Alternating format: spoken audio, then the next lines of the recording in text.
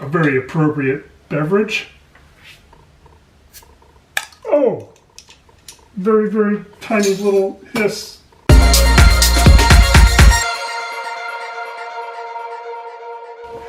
Hello, Steve, Canadian Sasquatch, coming at you with a Homebrew Wednesday on a Wednesday. It is a Wednesday. Let's start this Homebrew Wednesday off with a homebrew. I have here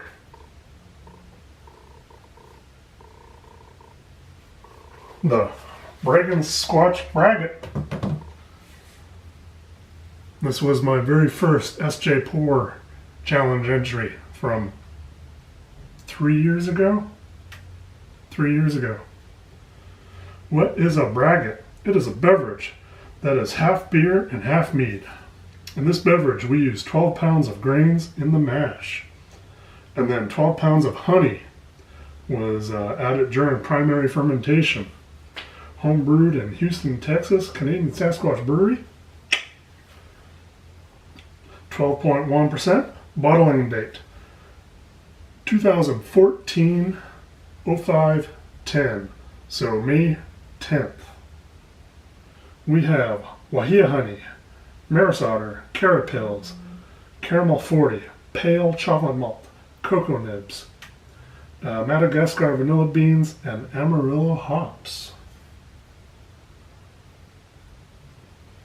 The Braggin' Squatch is always one-upping you.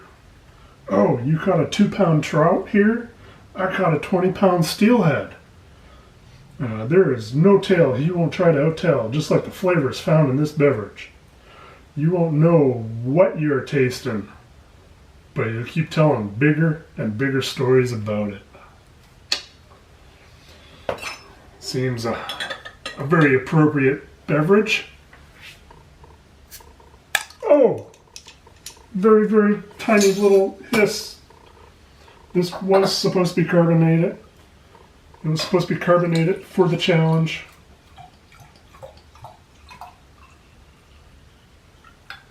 It was not. There you go. What do you see? You don't see much of anything, a whole lot of ruby. Oh, I remember this one. It has been a long time since I've had one of these. I don't have very many left. You get the Wahia honey, you get the cocoa, you get the vanilla, the caramel from the grains. Cheers, everybody.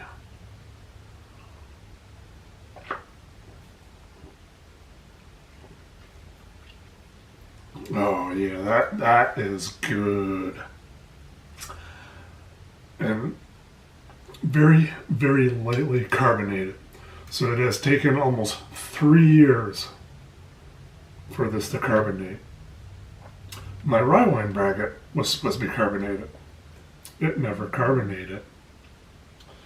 I've had a chocolate cherry imperial stout that I did, which was over-carbonated. I have issues with carbonation in my big beverages. All my 12s, 13, 14, 15% beverages, they either get zero carbonation or they're over-carbonated.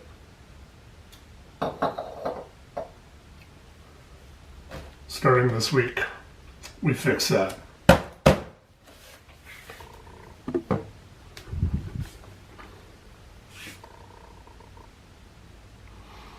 That's right. 3 gallons. You guys may know what that means. We are gonna do an unboxing right here. If we can get you to look a little bit further down, not so much that way. That was my foot I just dropped something on. That's alright, I got 2 feet.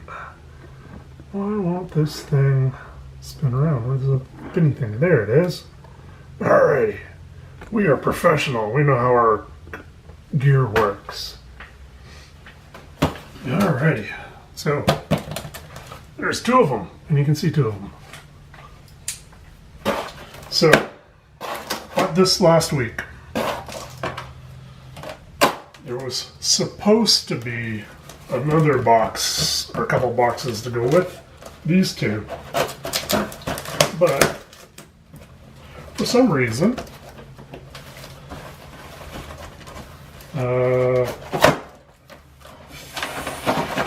FedEx screwed up. In fact, this whole experience has been problematic for me here. Move some of these guys out of the way. First of all, they didn't have the ones I wanted that were on the website. Then they so they tried selling me something that I didn't want. Then they mentioned that they have these ones. I was like, all right, that's the style I want. I was very particular about what I want here, because I want it brand new, and I want it 3 gallon, and I want the rubber handles with the rubber bottom. Check that out. That's pretty. So these are theoretically brand new. Add pressure. 3 gallons. Why 3 gallons? Because that's what size I want. Most of the stuff I do is 3 to 4 gallons. Yeah, 3 to 4 gallons. So I didn't really want 5-gallon batches. So, or 5-gallon kegs, because that's be way too much space for me. So, pop that open. Checking it out. Looking nice, looking nice.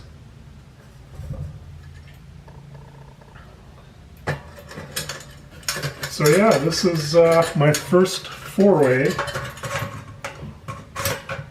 into kegging. I've never done this before. The other bits and bobs that are supposed to be showing up, let me bring it back up to my face level here.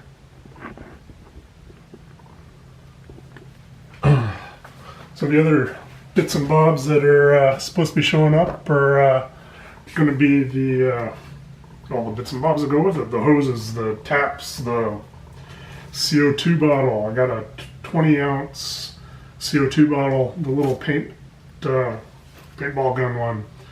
I've lost my tasty beverage. There it is. Cheers. I'm not really going to be using this to serve with. It's going to be used primarily for long-term secondary and carbonation. So I'll be getting rid of my glass 3-gallon carboys and just using these guys for that, simply to make things a little bit safer. Glass is problematic. I've never had a glass carboy blow up on me, but I did have one crack on me, and I don't know when it cracked. I just noticed it was cracked after I had racked stuff out of it. It was like, at that point, it's like I've been thinking about doing the kegs for secondary for a while, and it was like that was kind of my turning point. And then with all these problems I've been having with my carbonation lately, with the beverages that I do, because they're very high ABV, so it's hard to get carbonation going correct, because you got to make sure you have enough sugars added to carb, but you also need a yeast that can tolerate the high alcohol. So you got to find that balance. So one of my experiments was use the yeast, high tolerant yeast, as a secondary yeast to make sure all the sugars are fermented out, and then add some new sugar and of that same type of yeast, and still I didn't get any carbonation. So this way, force carbonate, bottle it, because I like my beverages in bottles. Because that way I can stash them and forget about them. Case in point right here, 2014, and it is getting better and better with age.